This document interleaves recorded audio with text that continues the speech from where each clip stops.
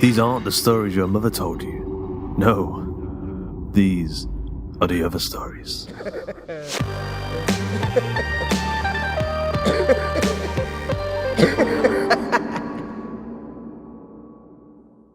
The Houseboat.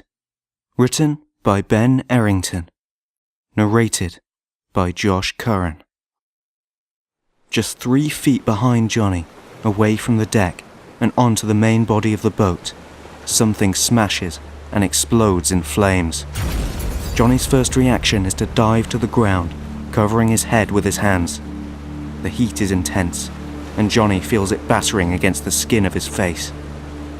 He peeks over the edge of the deck and sees a girl. She is screaming something, although Johnny cannot hear it over the rage of the flames. He sees heat in the air, making the girl bend and move like the reflection in a house of mirrors. She is joined by more addicts, maybe 6 or 7, all with their arms in the air, joining in with her screaming. These are the monsters Arnold has spoken of, no longer in possession of human reason and control. They are brutal and without concern.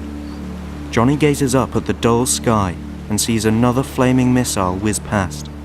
He recognizes the item as a makeshift Molotov cocktail, a glass bottle full of gasoline stuffed with an old rag. The door leading down into the houseboat swings open. Johnny hears Ira shouting something at the top of her voice. Arnold comes out and up onto the deck, his head low and a pistol drawn in his right hand. He fires a few shots through the flames and comes over to where Johnny lies on the deck, kneeling down next to him. He puts his left hand on his shoulder. "Are you hurt?" Arnold asks. Johnny shakes his head as Arnold gestures for him to stay low. Arnold fires another couple of shots, and Johnny sees an addict near the edge of the canal fall forwards into the water with a yelp. The flames now spread on the ground and set the bottom of Arnold's trouser leg aflame. Calmly, he stamps out the fire and fires one more shot before loading a fresh clip into his gun. "Stay down there," Arnold shouts at Ira, who is peeking through the door. Johnny moves onto his knees, looking across the water at the attacking addicts. They are jumping and yelling, as if performing a dance to strike fear into their opponents. There are more of them now than Johnny had previously seen.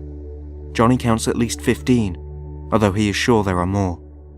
Most of them are male, although there are at least 3 females, all pale and slender, like the first Johnny had seen. Johnny sees that the flames atop the boat are spreading. Another Molotov flies past, but it is off target and lands beyond the boat in the water. "Can you use this?" Arnold says, holding out his pistol.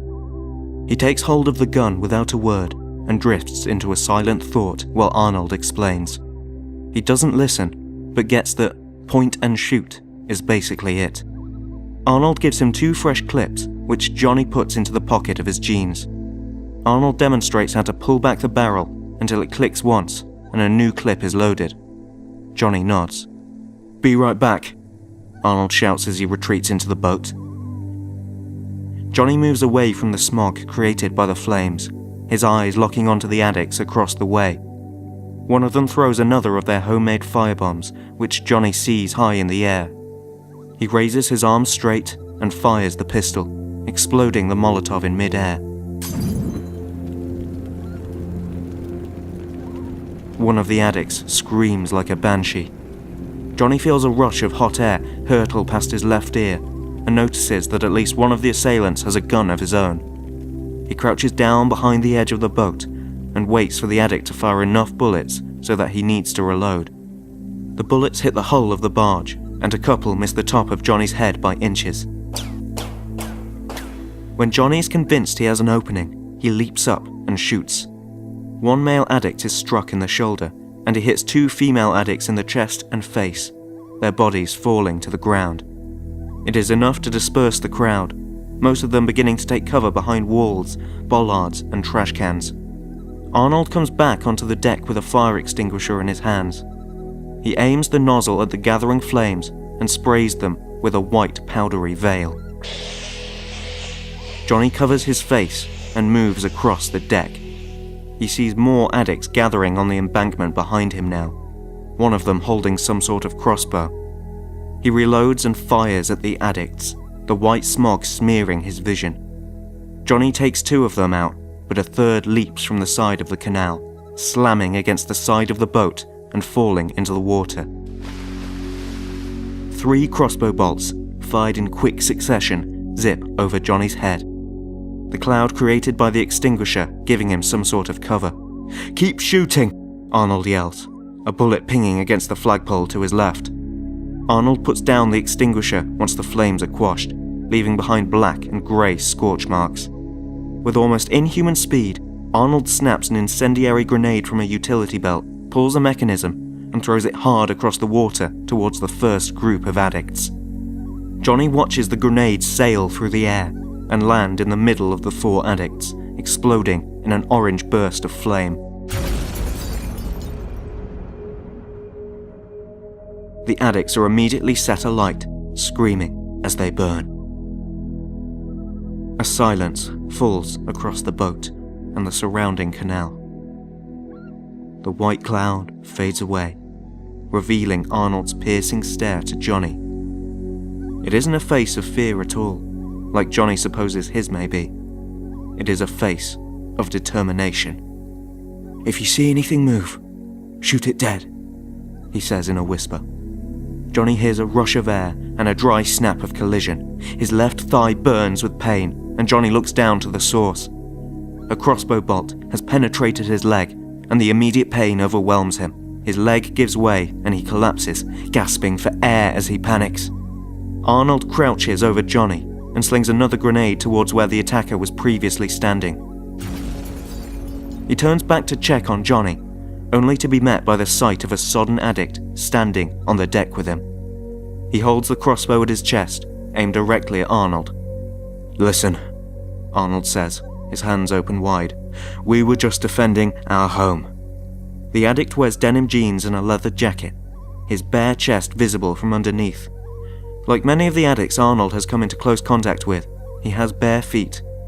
His hair is short, which Arnold can see has been cut jaggedly, perhaps by a piece of broken glass. Good to keep up appearances during the apocalypse, of course. His eyes glow with the same red glow Arnold had seen in the eyes of all these animals. The addict doesn't answer. Arnold notices something different about this one. Something human. Not just a blood-hungry monster like the rest of them. "Don't give a fuck," the addict sneers, but he forms his words better than the others. "Just here to kill and eat. That's all. Kill and eat. So hungry. You got food?" Arnold tilts his head. "No food here," he says. "Get off my fucking boat and try somewhere else." The addict comes closer, his yellow teeth biting together. "I've got the kill shot, fuckhole," he snaps. "I'll cut your throat and bleed you dry, dickhead. You killed the others. We followed your stench, you stupid moose. Followed you to your floating shithouse. Feed me up, or I kill you and take what I want." Arnold shakes his head. "I told you there's no food here. You tried to burn my home into the water. Get fucked, maggot." The addict jumps up and down, the boat moving with each bump. "If I'm the maggot, you're the cow's ass," he yells. "If there's no food, I'll eat you. Rip your flesh and clean your bones. Eat your liver, rip out your intestines while you're still alive. It'll hurt. Hurt bad." Arnold leaps forward and takes hold of the addict's wrists, bending them backwards to try and dislodge the weapon. The addict is strong and shakes Arnold off, firing a bolt which tears into Arnold's jacket sleeve but does not penetrate his flesh. Arnold kicks out and manages to hit the addict in the knee. Arnold rushes with his arms wide, grabbing hold of the crossbow and ripping it from the addict's grip. He throws it from the addict's reach and leaps at him, knocking the saturated man to the ground. The addict avoids a fist coming at his face and bites hard on Arnold's wrist. It is enough to draw blood, and Arnold screeches in pain. The addict rolls from underneath Arnold and clambers on top of him. He takes hold of Arnold's neck and pushes down onto his windpipe with his thumbs. The addict spits globs of foul saliva into Arnold's face as the old man gasps for breath, beating against the addict's body with weak fists. "Never eaten a little bitch before," The addict derides through dribbling lips. Arnold hears a dry pop. He sees the rage fade from the addict's face. Blood flows down from his neck and follows down the addict's arm. Arnold sucks in a breath as the addict's grip loosens. The monster falls down next to Arnold, his eyes going dead and his body becoming heavy. He looks up from the corpse to see Johnny standing across the deck, holding the crossbow out in front of him. He lowers it and falls back onto the ground with a grunt. Arnold laughs as he looks around, realizing that the dead addict was the last of the enemies. He stands and moves over to where Johnny is slumped. He examines the bolt sticking out of Johnny's thigh. "Let's get you fixed up," Arnold says. "It hasn't gone too deep, so let's have Ira take a look at it. We don't want it getting infected." "They're gone," Arnold whispers. "It's over." Johnny nods silently. "For now." Johnny looks around at the scorched paintwork of the boat, the broken glass, the blood, the gravel, the dirt and the bullets all over the ground. The encounter with the addicts seemed to have awoken something in Johnny. Something he knows was already there, deep in his subconscious, but had been brought to life when he had fired the gun at them. It had changed from black and white to technicolor when he watched them burn. Johnny ducks his head as he is guided down into the houseboat by Arnold's steady hands. The rosy cheeks of Ira entirely washed out by fear. There's a word that flashes in Johnny's mind for a second. The name of somebody that his brief amnesia had tried to bury forever. Now it feels like the only thing in this terrible world that he has to call his own. The man who killed him. Halyard.